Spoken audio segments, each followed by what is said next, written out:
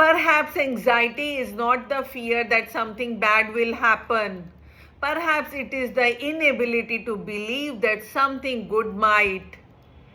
Have you ever found yourself preparing for disappointment before life had a chance to surprise you?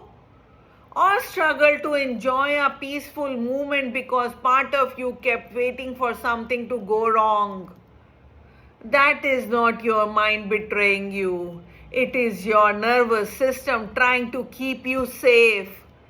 When life once felt unpredictable, the body learns that calm can't be trusted. So even when everything is okay, part of you keeps looking over your shoulder. Your mind becomes a scout, always searching for the next problem. It rehearses conversations that haven't happened. It imagines losses that haven't arrived. It tries to outrun pain by meeting it first. Not because you expect the worst, but because your body once learned that surprise was dangerous. A cruel irony is that while you are trying to protect the future, you stop living the present.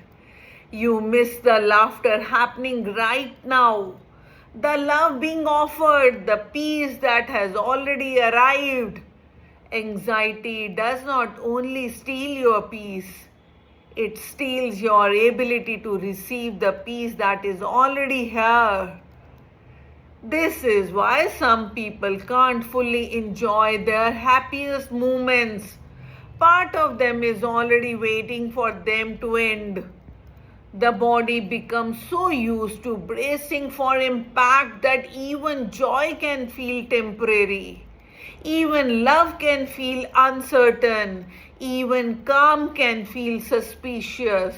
The truth is, anxiety does not only come from the future, it often comes from a past that taught you the future could not be trusted.